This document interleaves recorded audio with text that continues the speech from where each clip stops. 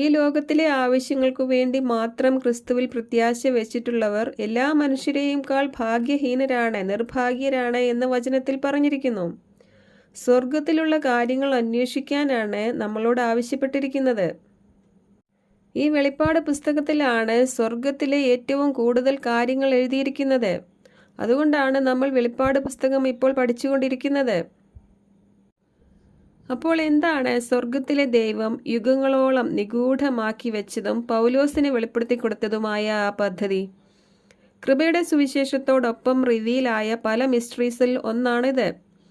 റോമാലേഖനത്തിൻ്റെ 8-ാം അധ്യായത്തിൻ്റെ 28 മുതലുള്ള വാക്യങ്ങളിൽ പറയുന്നു. റോമൻസ് 8-ാം അധ്യായം 28 മുതൽ. അവിടുത്തെ പദ്ധതി അനുസരിച്ച് വിളിക്കപ്പെട്ടവർക്ക് അവിടുന്ന് സകലതും നന്മയ്ക്കായി പരിണമിപ്പിക്കുന്നു എന്ന് നമുക്കറിയാമല്ലോ.